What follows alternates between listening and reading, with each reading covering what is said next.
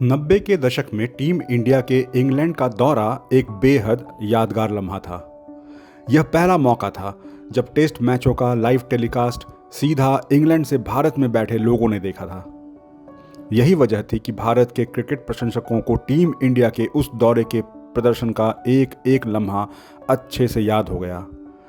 तब team India की बल्लेबाजी अपने चिर परिचित अंदाज में सीरीज के पहले मैच में पूरी तरह ध्वस्त हो गई थी।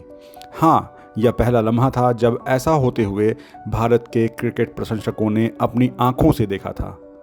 साथ ही उन्होंने एक चमत्कार होते भी देखा था, एक ऐसा जवाबी हमला जो उससे पहले न कभी सुना गया और न कभी देखा गया था।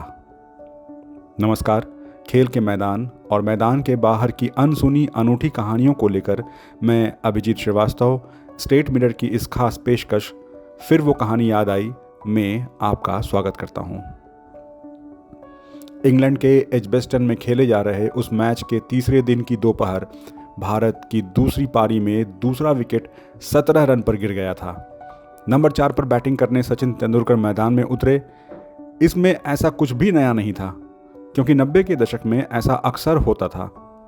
लेकिन इसमें भी कोई संदेह नहीं था कि सचिन तेंदुलकर की बेमिसाल पारियां अक्सर हाथ से फिसलते हुए मैचों में उम्मीद की किरणें बिखेरती थीं। ठीक वैसे ही जैसे अंधकार में टिमटिमाता कोई नायाब तारा बीच मैदान में उभर कर अपनी रोशनी बिखेर रहा हो। और तेंदुलकर की यह खास पारी तो मानो उनकी बल्लेबाजी के सौंदर्य का शिखर थी।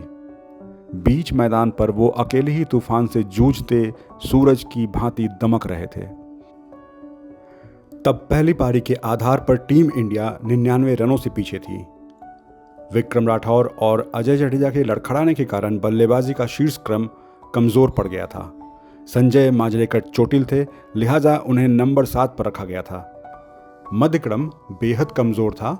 नंबर 3 पर नयन मोंगिया को उतारा गया तो सुनील जोशी नंबर 6 पर और कप्तान मोहम्मद अजहरुद्दीन 5वें नंबर पर अपने खराब फॉर्म से जूझ रहे थे। भारतीय पारी ताश के पत्तों की तरह बिखर गई थी। इंग्लैंड के गेंदबाजों क्रिस लुइस, डोमिनिक कॉर्क और एलन मुल्लेली ने भारतीय बल्लेबाजों के थोड़े बहुत प्रतिरोध को पूरी तरह नाकाम कर दिया था। विकेट के एक छोर पर लगातार भारतीय बल्लेबाज पस्त हो रहे थे तो दूसरा छोर संभाले तेंदुलकर लगातार रनों की इमारत खड़ी कर रहे थे। ड्राइव, कवर ड्राइव और क्रिकेट के तमाम शॉट देखने को मिल रहे थे। गेंद उनके बल्ले से टकराती और मिड ऑन के बीच से बाउंड्री की ओर दौड़ती चली जाती।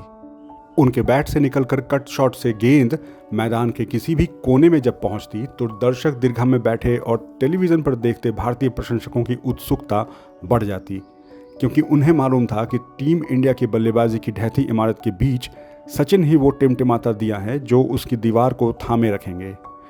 टीवी पर देखने वाले भारतीय दर्शकों के लिए यह अनुभव बिल्कुल नया था, क्योंकि इससे पहले उन्होंने विदेशी धरती पर अकेले दम पर लड़ने की कहानियां सुनी थी, पर उसके नज़ारे देखे नहीं थे।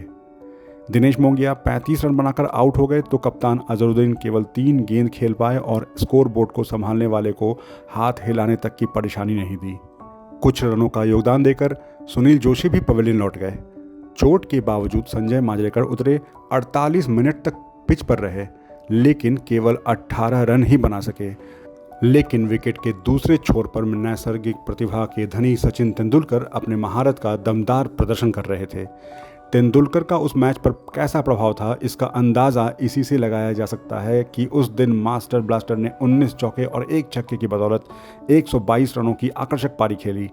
तो टीम इंडिया की ओर से 18 रनों की दूसरी सबसे बड़ी पारी मांजरेकर ने खेली।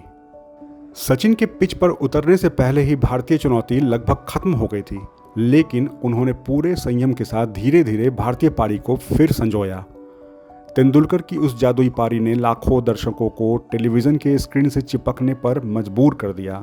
भारत के 8 बल्लेबाज आउट हो चुके थे। जैसे ही सचिन 122 के व्यक्तिगत स्कोर पर पहुंचे, उन्होंने क्रिस लुइस की एक गेंद को पुल करना चाहा। उनकी टाइमिंग गलत हो गई। गेंद उनके बल्ले के बाहरी किनारे से लगकर तेजी से मिड विकेट पर बहुत ऊंची गई और ग्राहम थोर्प ने कोई गलती नहीं की। सचिन के आउट होते ही भारतीय उम्मीदों पर भी पर्दा ढक गया। 208 के स्कोर पर सचिन आउट हुए और पूरी टीम 219 रनों पर ढेर हो गई।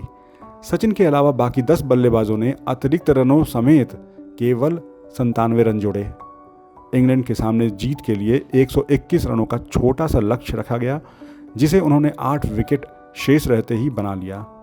जितने भी लोग सचिन तेंदुलकर की उस पारी को देखने मैदान में पहुंचे थे, वो उनके आउट होने के बाद ही वहां से लौट गए, तो टीवी पर उनकी बल्लेबाजी के कारनामे देखते लोग भी वापस अपने काम पर हो लिए। भारत वो मैच हार गया और तेंदुलकर की वो यादगार पारी रिकॉर्ड बुक में कहीं गुम हो गई, क्योंकि बाद में उन्होंने कई ऐसी नायाब पारियां खेली जो भारतीय क्रिकेट के जनमानस में रच बस गईं। हालांकि सचिन की यह पारी जिन लोगों ने भी देखी सुनी, इस मैच के बाद से उन भारतीय दर्शकों के टेलीविज़न सेट से चिपकने का सिलसिला ऐसा शुरू हुआ कि बीते 3 दशकों से बदस्तूर जारी है।